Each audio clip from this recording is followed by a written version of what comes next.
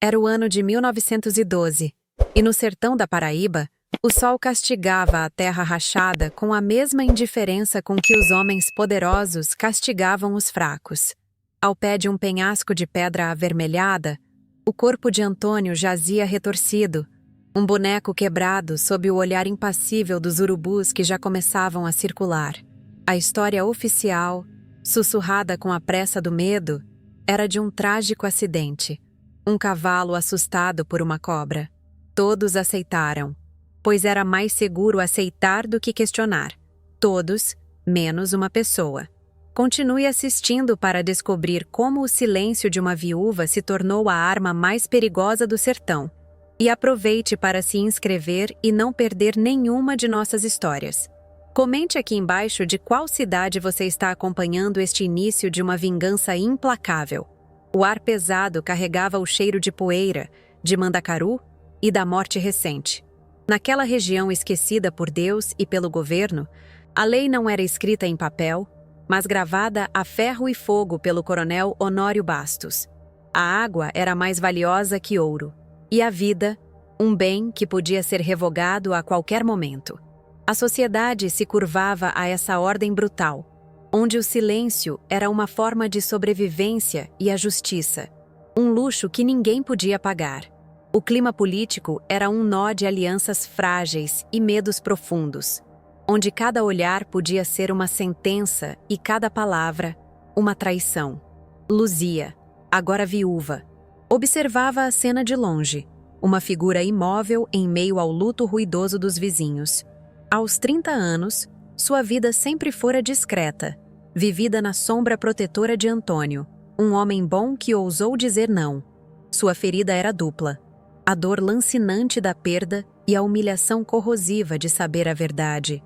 Ela não era uma guerreira, não sabia manejar um facão ou um rifle, mas seus olhos, agora secos de tanto chorar para dentro, registravam cada detalhe, cada gesto falso, cada olhar cúmplice. Sua motivação nascia ali, não do ódio barulhento, mas de uma determinação fria como a pedra do desfiladeiro. Então, ele chegou. O coronel Honório Bastos desceu de seu cavalo alazão, as botas de couro brilhando, imaculadas pela poeira que cobria a todos. Com 50 anos, ele cultivava uma aparência de patriarca justo, mas seus olhos eram duas pedras de gelo, calculistas e desprovidos de qualquer calor humano. Ele caminhou até Luzia, a mão pousando em seu ombro num gesto de falso consolo que a fez enrijecer. Suas palavras eram mel, mas seu toque era o do assassino que retorna ao local do crime para se deleitar com a própria obra, disfarçando a crueldade sob a máscara da caridade. A promessa da narrativa se estabeleceu naquele instante. Enquanto o coronel discursava sobre a fatalidade e a vontade divina, Luzia via através da farsa.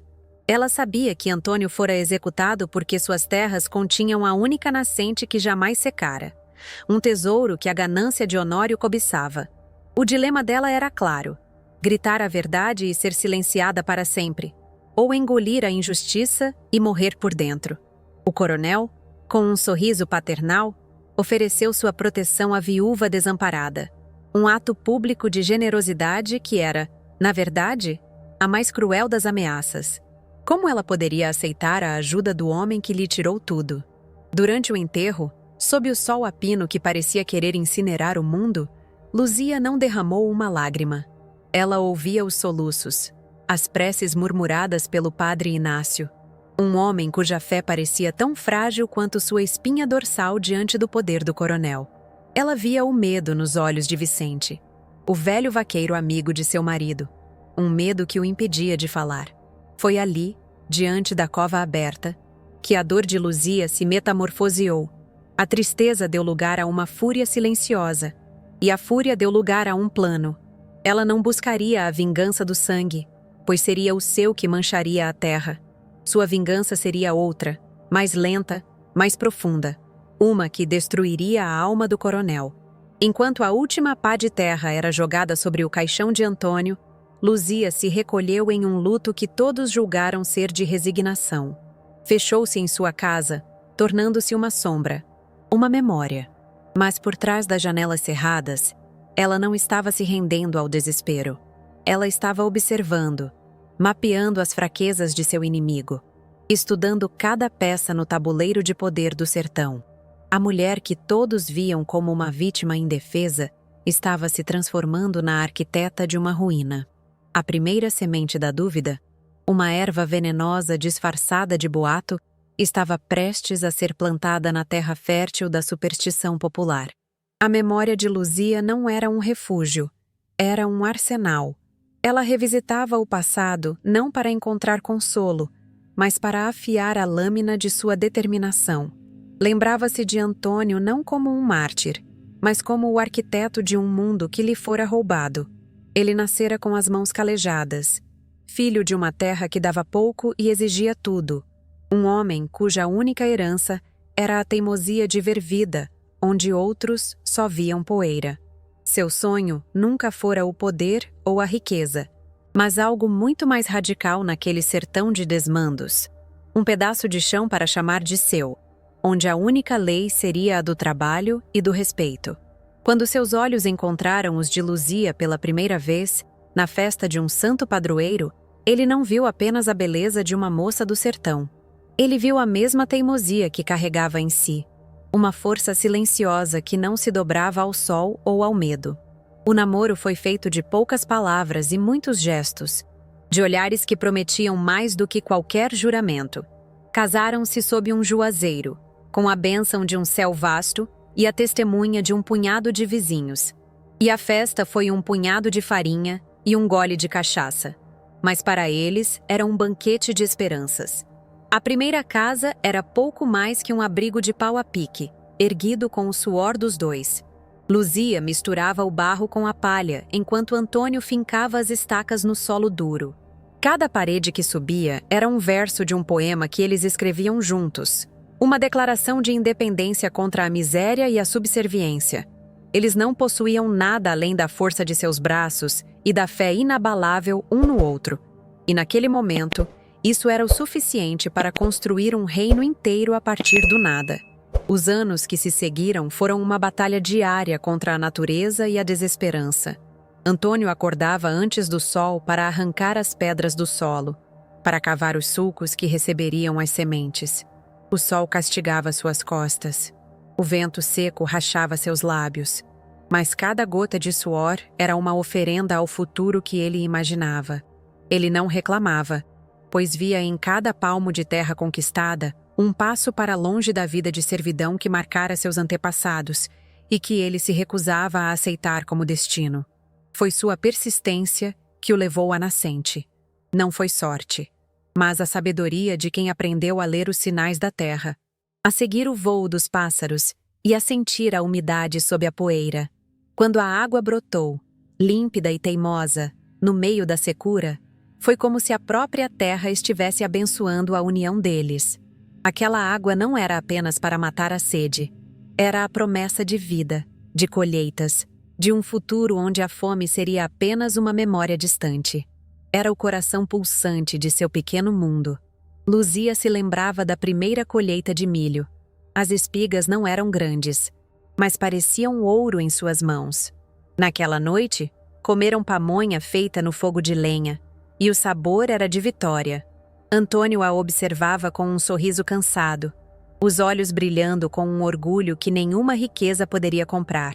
Ele segurou a mão dela e disse que aquele era o gosto da liberdade, um sabor que os homens como o Coronel Honório jamais conheceriam, pois tudo o que eles tinham era comprado com dinheiro e medo. Seu marido era um homem de pequenos gestos que construíam grandes certezas. Ele era o homem que remendava o telhado no meio da noite para que a chuva não a acordasse, que lhe trazia uma flor de mandacaru, mesmo sabendo dos espinhos, porque seus olhos brilhavam ao vê-la. Eram esforços invisíveis para o mundo, mas que para Luzia eram os alicerces de sua segurança, a prova de um amor que se manifestava no cuidado silencioso e constante, mais forte que qualquer declaração barulhenta. A casa de pau a pique deu lugar a uma casa de tijolos, com uma varanda onde podiam ver o pôr do sol. Cada tijolo assentado por Antônio era uma promessa de permanência. Cada janela aberta era um convite para o futuro entrar. O cheiro de madeira nova e de cal fresca se misturava ao aroma do café que Luzia coava no fim da tarde. O lar deles se tornou um ponto de referência na vastidão, um oásis de dignidade em um deserto de opressão, um lugar onde a esperança era cultivada. A reputação de Antônio cresceu não por sua terra, mas por seu caráter. Durante as secas mais severas, ele nunca negou água de sua nascente a um vizinho necessitado, mesmo que isso significasse menos para si. Sua palavra valia mais que qualquer documento assinado em cartório. Ele se tornou um homem respeitado não pelo medo que impunha, mas pela retidão que demonstrava. Uma anomalia perigosa em um lugar onde o poder era sinônimo de crueldade e a bondade era vista como fraqueza. No dia do 30º aniversário de Luzia, ele não lhe deu joias ou tecidos caros. Entregou-lhe uma pequena caixa de madeira que ele mesmo entalhara. Dentro, um pássaro com as asas abertas, esculpido nos mínimos detalhes. Ele disse que aquele pássaro era a alma deles, livre para voar em seu próprio céu, dona de seu próprio ninho.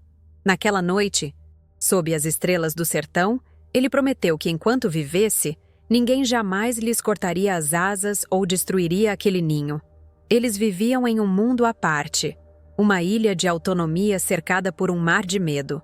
Enquanto outros proprietários se curvavam ao coronel Honório, pagando tributos e oferecendo lealdade em troca de uma falsa segurança, Antônio e Luzia prosperavam por conta própria. A terra deles não era apenas um pedaço de chão, era um território livre, uma afronta silenciosa ao sistema de poder que governava a região. E essa afronta, por mais silenciosa que fosse, não passaria despercebida por muito tempo. A primeira vez que o coronel Honório visitou suas terras, ele chegou com um sorriso nos lábios e gelo nos olhos. Elogiou a casa, a plantação, a coragem de Antônio, mas seu olhar se demorava na nascente, com uma cobiça mal disfarçada. Ele falou de progresso, de unir as terras para o bem de todos, uma proposta que soava como uma ordem. A visita não era de cortesia, era uma medição de forças. O predador avaliando a resistência de sua presa. Antônio o recebeu com a hospitalidade que a tradição mandava, mas sem uma grama de subserviência. Com palavras firmes e respeitosas, ele explicou que aquela terra era o futuro de sua família, o legado de seu suor, e que não estava à venda por preço algum. O "não" de Antônio, dito de forma tão calma, foi um trovão no silêncio do sertão.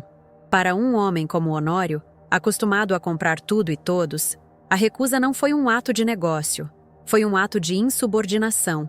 A pressão começou sutilmente. Uma cerca apareceu cortada. O gado se dispersou. Boatos maldosos começaram a circular no vilarejo, pintando Antônio como um homem egoísta que negava ajuda aos outros. Eram pequenos ataques, agulhadas destinadas a minar sua paz e a isolá-lo da comunidade. Antônio sentia o cerco se fechando, mas tentava proteger Luzia da dimensão real da ameaça, absorvendo a tensão em seu próprio corpo. Numa noite, sentindo o medo dela no silêncio da casa, ele a abraçou com força. Jurou que nada de mal lhes aconteceria, que ele era o guardião daquele lar e que daria a própria vida para protegê-la. Aquela promessa, feita para acalmá-la, agora ecoava na mente de Luzia como a mais cruel das ironias. Ele cumprira sua palavra, dera a vida, mas a proteção se fora com ele, deixando-a exposta à crueldade do mundo que ele tentara manter do lado de fora. A última oferta do coronel não veio com sorrisos. Foi uma mensagem entregue por um de seus capangas, um ultimato disfarçado de última chance. O preço oferecido era uma ofensa, e a ameaça implícita era clara como o sol do meio-dia. Venda ou sofra as consequências. Antônio amassou o bilhete na mão, o rosto uma máscara de fúria contida. Ele sabia que a partir daquele momento, a paz havia acabado para sempre. Naquela manhã final, tudo parecia dolorosamente normal. O café compartilhado na cozinha, o cheiro de terra molhada pelo orvalho, o som dos pássaros. Ele lhe deu um beijo na testa, montou em seu cavalo e partiu para a vistoria de rotina, na direção do desfiladeiro. A imagem dele se afastando, um ponto solitário contra a imensidão do sertão, ficou gravada a fogo na memória de Luzia. O último quadro de uma vida que estava prestes a ser rasgada ao meio. Todo aquele passado de luta, de amor e de construção, cada tijolo assentado, cada semente plantada, cada promessa sussurrada na escuridão, tudo fora aniquilado pela ganância de um homem. A vida de Antônio não fora tirada por um acidente, fora roubada para que o poder de Honório pudesse se expandir. E era essa memória, a memória de tudo o que eles construíram e de tudo o que lhe foi tirado, que agora alimentava o fogo frio da vingança que ardia dentro de Luzia. As paredes da casa de Luzia, antes um santuário de memórias felizes, tornaram-se o quartel-general de uma guerra silenciosa. O luto dera lugar a uma vigília fria, onde cada nascer do sol não trazia consolo, mas sim a renovação de um propósito implacável. Ela não precisava de armas de fogo ou de exércitos de jagunços, pois sua munição seria tecida com os fios da própria cultura do sertão. A superstição, o medo do desconhecido e a honra frágil dos homens poderosos. A primeira fase de seu plano, a observação, estava completa, e agora era o momento de plantar a primeira semente de veneno na alma de seu inimigo. Sua primeira arma humana foi Vicente, o velho vaqueiro cuja lealdade a Antônio era mais profunda que qualquer poço da região. Seus olhos já tinham visto décadas de seca e de injustiça, e em seu rosto enrugado estava gravado o mapa da subserviência forçada. Luzia o chamou em uma noite sem lua, não para pedir ajuda, mas para oferecer uma oportunidade de honrar a memória do amigo. Ela não lhe contou todo o plano, apenas o suficiente para que a centelha da revolta se acendesse em seu coração cansado, transformando seu medo em combustível para a ação. A estratégia inicial era atacar a fonte do poder do coronel, literalmente. A nascente de Antônio, agora usurpada, seria o palco da primeira sabotagem. Vicente, com a discrição de quem conhece cada palmo daquele chão, começou a espalhar um sussurro no vilarejo. A história era simples e aterrorizante. A água da nascente estava assombrada pelo espírito de Antônio, um homem bom assassinado em sua própria terra. A alma dele, dizia o boato, não descansaria enquanto a injustiça não fosse paga, e sua sede de vingança estava amaldiçoando a água que lhe fora roubada. Luzia, porém, não confiava apenas no sobrenatural. Seu conhecimento de ervas, antes usado para curar, agora seria empregado para adoecer. Sob o manto da escuridão, ela se esgueirava até a beira da nascente, o coração martelando contra as costelas a cada ruído da noite. Ali, ela macerava folhas de uma planta conhecida apenas pelos antigos, uma erva que não matava, mas que causava uma fraqueza profunda e diarreia no gado que bebesse daquela água. Sua vingança era uma ciência precisa, disfarçada de maldição. Não demorou para que os primeiros efeitos se manifestassem. O gado do coronel Honório, antes o mais robusto da região, começou a definhar. Os animais cambaleavam, os olhos baços, recusando-se a comer. Entre os vaqueiros, o sussurro de Vicente encontrou eco, transformando-se em um grito de pavor. A maldição era real. A água, antes símbolo de vida e riqueza, tornara-se um presságio de morte. E ninguém ousava mais levar seus rebanhos para beber na fonte do homem assassinado. O boato se espalhou como fogo em capim seco, atravessando fazendas e vilarejos. Nas feiras, os homens falavam em voz baixa, olhando por cima do ombro. A história da nascente amaldiçoada tornou-se a principal notícia, mais importante que a seca ou a política. A reputação do coronel, construída sobre a imagem de um homem abençoado pela sorte e pela força, começava a ser corroída pela dúvida. Como um homem de Deus poderia ser dono de uma terra amaldiçoada? Inicialmente, Honório Bastos reagiu com desdém.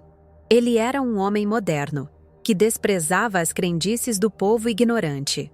Culpou a pastagem, o calor, a incompetência de seus homens. Ordenou que o gado fosse forçado a beber da nascente, mas os animais, guiados por um instinto primitivo, resistiam. A teimosia do rebanho era um espelho da teimosia do povo. E a frustração do coronel começou a se transformar em uma fúria visível. A raiva de Honório atingiu seu ápice quando os compradores de gado começaram a cancelar os negócios. O prejuízo financeiro era uma ofensa direta à sua virilidade, ao seu status de rei do sertão. A maldição, fosse ela real ou imaginária, estava atingindo seu bolso e seu orgulho, as duas coisas que ele mais valorizava. A pressão interna crescia, e um homem como ele, acostumado a resolver problemas com violência, não tardaria a explodir.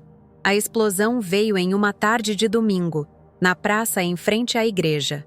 Para dar um exemplo e reafirmar sua autoridade, o coronel acusou seu capataz mais antigo de negligência e o amarrou ao tronco de uma árvore. Diante de toda a população que saía da missa, ele o açoitou com as próprias mãos, cada chicotada ecoando como um trovão no silêncio aterrorizado da multidão. O espetáculo de brutalidade, no entanto, não restaurou o respeito. Apenas cimentou o medo e plantou as sementes do ódio. Luzia, que observava de uma fresta na janela de sua casa, sentiu um calafrio. A violência do coronel era a prova de que seu plano estava funcionando. Ele estava sangrando por dentro. E o sangue era sua própria arrogância. A primeira rachadura em sua fortaleza de poder havia sido aberta, não por uma bala, mas por um sussurro.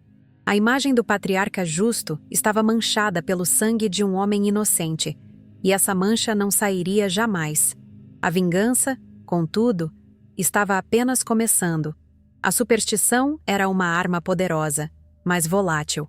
Luzia sabia que precisava de algo mais concreto, um ataque que abalasse as alianças políticas do coronel e o isolasse de seus pares. Se você está gostando de ver como a inteligência pode ser mais afiada que um punhal, continue assistindo e aproveite para se inscrever e não perder o desfecho desta trama. Comente aqui se você acredita que a reputação é a maior fraqueza de um homem poderoso. Foi então que ela buscou o Jesuíno, um jovem de olhos febris, cuja família fora destruída por Honório anos antes, quando seu pai perdeu as terras em um jogo de cartas fraudado. Jesuíno ardia com um desejo de vingança primitivo, uma sede de sangue que Luzia precisava controlar e redirecionar. Ele era o fogo selvagem que, se bem manejado, poderia queimar as fundações do Império do Coronel. O encontro deles foi na calada da noite, no cemitério da vila, um lugar de mortos para planejar a ruína de um vivo.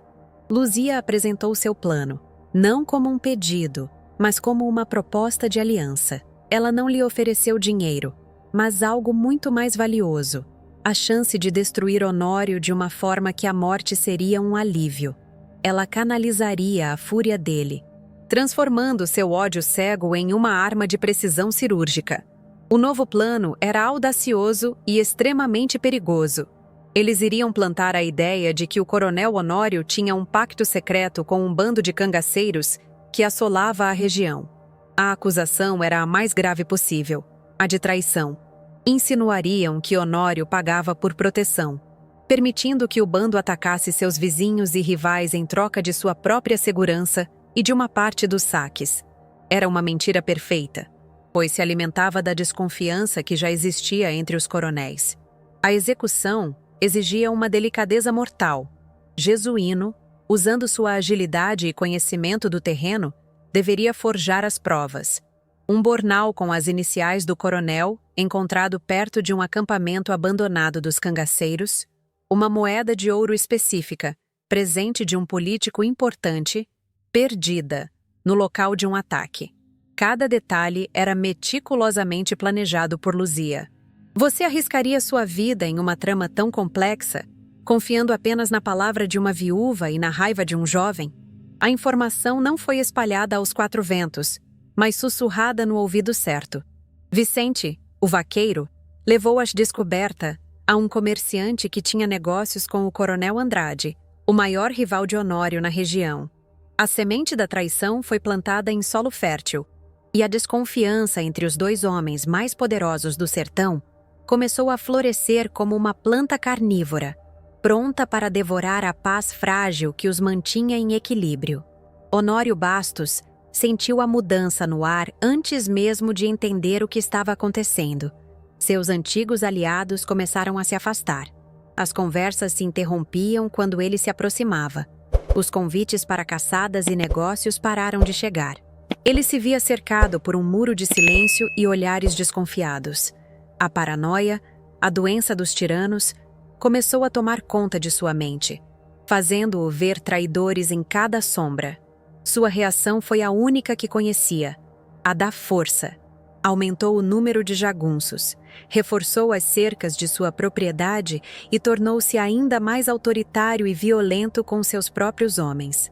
Sua fazenda, antes um símbolo de poder e prosperidade, transformou-se em uma fortaleza sitiada, e o coronel em um prisioneiro de seu próprio medo. A ruína que Luzia planejara não viria de fora, mas de dentro dele mesmo. De sua casa, Luzia acompanhava cada movimento, cada notícia trazida por Vicente. Ela não sentia alegria ou satisfação, apenas o peso de cada peça movida naquele tabuleiro mortal. A mulher que um dia sonhou com uma vida simples de amor e trabalho, agora orquestrava a queda de um homem, usando as mesmas ferramentas que a oprimiam: o medo, a mentira e o segredo.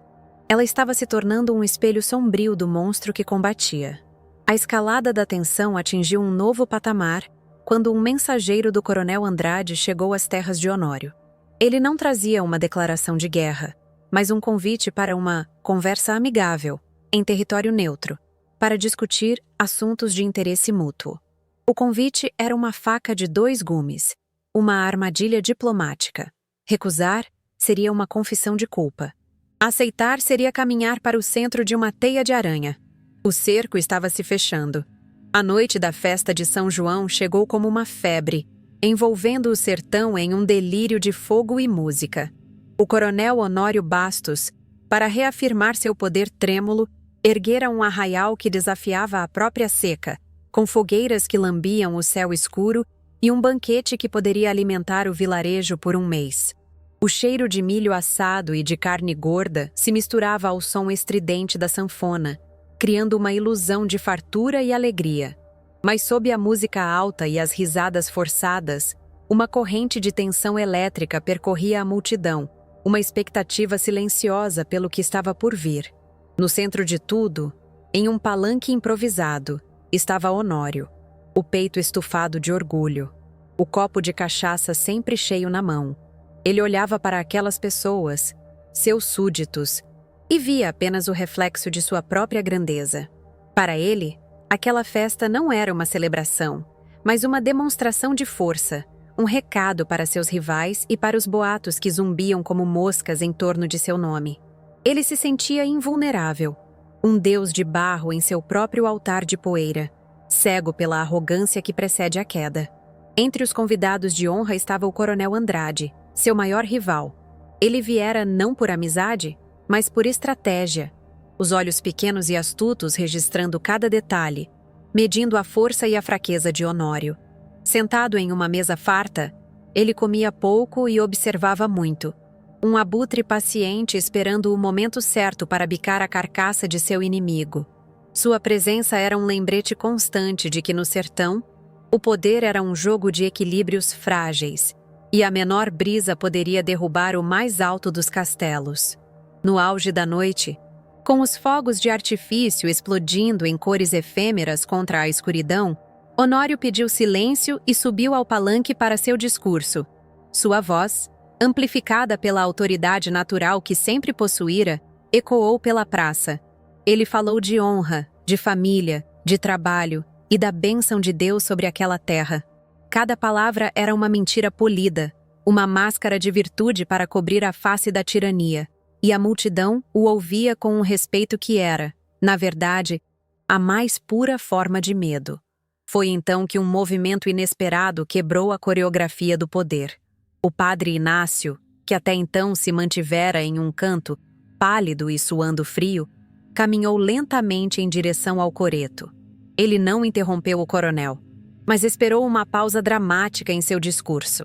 Com as mãos trêmulas segurando um pequeno crucifixo, ele pediu a palavra, não como um desafio, mas como um servo de Deus que precisava aliviar a alma. A multidão prendeu a respiração, sentindo que o roteiro da noite estava prestes a mudar. O sermão do padre não foi uma acusação, mas uma parábola. Com a voz embargada pela culpa, ele falou sobre os lobos que se vestem com pele de cordeiro, sobre os homens que constroem suas casas sobre a areia da injustiça e sobre a justiça divina, que, embora silenciosa e lenta, é tão certa quanto o nascer do sol. Ele não citou nomes, não apontou dedos, mas cada olhar na praça se voltou, discreto e rápido, para o homem no palanque, o cordeiro cuja lã não escondia mais o lobo.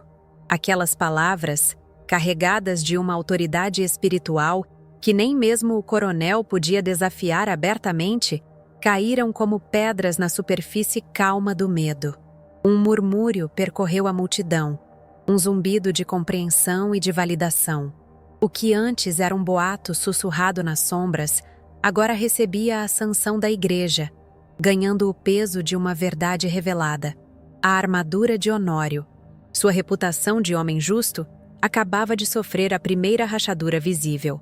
Enquanto a confusão se instalava, uma figura ágil e esguia se moveu pela multidão. Era Jesuíno, o rosto coberto pela sombra de um chapéu de couro, os olhos queimando com uma febre de vingança contida. Ele se aproximou da mesa do coronel Andrade como uma serpente, rápido e silencioso. Ninguém pareceu notar sua presença, pois toda a má atenção estava dividida entre o padre trêmulo e o coronel furioso no palanque. Com um movimento rápido, Jesuíno depositou algo na mão de Andrade. Era o anel de couro trançado de Antônio, a peça que Luzia guardara como a relíquia de uma vida roubada.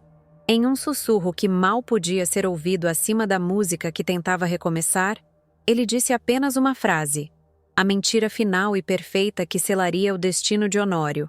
Que aquele anel fora encontrado com um de seus capangas, que se gabava do serviço bem feito. O coronel Andrade não demonstrou surpresa. Ele olhou para o anel em sua palma. Um objeto simples, mas que naquele momento se tornara a prova material de uma traição. Então, ergueu os olhos e fitou Honório do outro lado da praça. Não havia ódio em seu olhar. Apenas o frio cálculo de um jogador de xadrez que acabara de receber a peça que lhe garantia o cheque-mate. Ele fechou a mão sobre o anel e, sem uma palavra, virou as costas para o palanque. Aquele gesto foi a sentença. O sussurro de Jesuíno se tornou um vento que varreu a festa. A história do anel se espalhou de boca em boca, mais rápido que o fogo nas fogueiras. A música parou de vez. O silêncio que se abateu sobre a praça não era de respeito, mas de julgamento. Era um silêncio pesado, denso, que sufocava o ar e esmagava o homem no palanque. Honório Bastos tentou retomar seu discurso, mas as palavras morreram em sua garganta. Ele olhava para os rostos na multidão e não via mais medo ou admiração. Via desprezo, repulsa, a frieza de quem julga um criminoso. Sua autoridade, a força que ele levara uma vida inteira para construir com balas e mentiras, evaporou naquele instante, transformada em fumaça pela arma mais improvável de todas, um sussurro. A catarse foi silenciosa e brutal. Não houve um tiro, um grito, uma revolta. A vingança de Luzia se consumou na forma mais cruel para um homem como Honório, a aniquilação social. Ele não foi morto. Foi apagado. As pessoas começaram a se afastar. A festa se desfez como um castelo de areia atingido pela maré. Famílias inteiras se retiravam em silêncio, deixando para trás a comida intocada, as fogueiras moribundas e um homem sozinho em seu palanque. De uma janela escura de sua casa, com a vista para a praça, Luzia testemunhou tudo. Não havia um brilho de triunfo em seus olhos. Apenas o vazio gelado de uma missão cumprida. Ela vira o gigante ruir, não por um golpe de espada, mas pelo peso de seus próprios pecados, habilmente expostos. A mulher que um dia chorou a perda de seu amor, agora assistia, seca e imóvel, à morte da alma de seu inimigo. A noite terminou com uma imagem que se tornaria lenda. O coronel Honório Bastos, o dono da terra, da água e da vida, estava de pé, sozinho, em meio aos destroços de sua própria festa. As brasas das fogueiras brilhavam como olhos vermelhos na escuridão, testemunhas silenciosas de sua ruína. O rei do sertão fora destronado sem uma única gota de sangue derramada, condenado a reinar sobre um império de cinzas e fantasmas. A vingança de Luzia não lhe devolveria o marido, nem a paz. Mas naquela noite, sob o céu estrelado do sertão, ela havia reescrito a lei da terra. Provara que a justiça, às vezes, não precisa do barulho de uma arma, mas apenas da persistência de um sussurro na escuridão. E essa verdade, uma vez liberta, seria impossível de ser silenciada novamente. O poder que um homem como Honório exerce depende inteiramente da percepção dos outros. No momento em que essa percepção se quebra, tudo desmorona. Se você também acredita que a reputação é a arma mais poderosa e a maior fraqueza, continue conosco para ver as consequências devastadoras desta noite. E não se esqueça de se inscrever para mais histórias, onde a justiça encontra caminhos inesperados. A solidão do coronel no palanque era mais profunda que qualquer desfiladeiro. Ele não era mais um líder. Era um espectro, assombrado não pelo fantasma de Antônio, mas pelos olhares vivos de centenas de pessoas que o haviam condenado com seu silêncio. A noite de São João, que deveria ser a reafirmação de seu poder, tornou-se o epitáfio de seu reinado, escrito com a fumaça das fogueiras que se apagavam. A alvorada que se seguiu à noite de São João não trouxe o alívio do sol, mas uma luz cinzenta que parecia filtrar através de uma mortalha de poeira. Da janela de sua casa, Luzia via a praça vazia, varrida pelo vento que carregava os destroços da festa, como se a própria natureza estivesse limpando a cena de um crime. O cheiro de pólvora fria e milho queimado pairava no ar, o perfume fúnebre de um poder que se tornara cinzas. Não havia triunfo em seu peito, apenas o peso oco de uma guerra vencida. A constatação de que a destruição de seu inimigo não preenchia o vazio deixado por seu amor. As semanas se arrastaram em um silêncio mais denso do que o luto. Honório Bastos não saía mais de sua fazenda, transformado em um recluso em seu próprio palácio. As notícias que chegavam, trazidas por Vicente, pintavam o quadro de uma desintegração lenta, um homem devorado por sua própria paranoia, vendo traidores em cada sombra. Mas para Luzia, a vitória era amarga. A terra pela qual Antônio morrera, o lar que construíram com as próprias mãos, estava agora impregnada pela energia da vingança. A nascente não era mais um símbolo de vida, mas a arma de um crime. E cada cômodo da casa sussurrava memórias que agora eram assombradas pelo preço que ela pagou para honrá-las. Foi então, em meio à poeira de sua vitória estéril, que Luzia concebeu seu último plano, o mais silencioso e definitivo de todos. Sua justiça final não seria contra Honório, mas a favor de si mesma. Ela venderia a terra, a propriedade, o pivô de toda a dor, o troféu envenenado de sua guerra, seria entregue a outras mãos. Não era uma fuga, mas uma libertação. Um ato de autonomia que declarava que sua vida não seria definida para sempre por aquele pedaço de chão, nem pela sombra do homem que o cobiçou, nem mesmo pela memória do homem que morreu por ele. Ela precisava de um lugar onde pudesse ser apenas Luzia novamente. Ela agiu com a mesma precisão cirúrgica que usara para derrubar o coronel.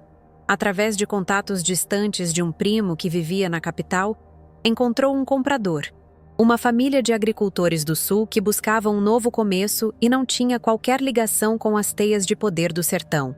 A negociação foi feita por cartas, rápida e discreta. O preço foi justo, mas o dinheiro era secundário. O verdadeiro pagamento era o corte do último laço que aprendia aquele chão de dor e sangue. A chance de transformar o palco de sua tragédia em um campo de esperança para outros. Partiu em uma manhã cinzenta, levando consigo apenas uma pequena trouxa de roupas, a caixa de madeira com o pássaro entalhado por Antônio e o dinheiro da venda costurado no forro de seu vestido. Não houve despedidas. Ela caminhou pela estrada poeirenta, a mesma que seu marido percorrera em sua última cavalgada, mas em direção ao horizonte oposto. Ela não olhou para trás. Cada passo era uma afirmação de seu direito à paz, um ato final de uma justiça que não buscava mais punir, mas curar. Honório viveria como um rei deposto em um reino de sombras, enquanto ela caminhava livre sob o vasto céu do sertão. Com o tempo, a história se decantou em lenda.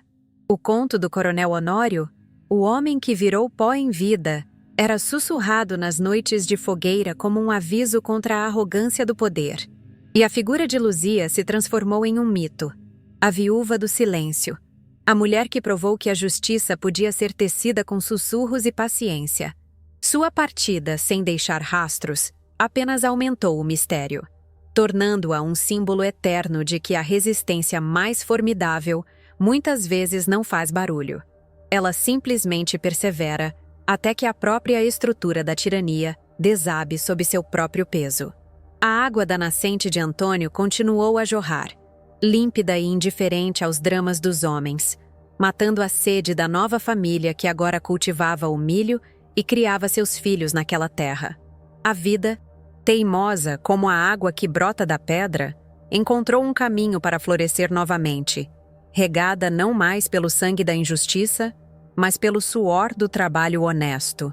A história de Luzia nos lembra que, no final, a maior vitória não é destruir o inimigo, mas reconstruir a si mesmo e reconquistar o direito à paz.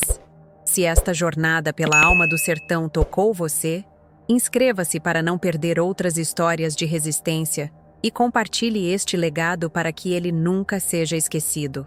E nos diga nos comentários, qual é o preço que você pagaria pela sua própria paz?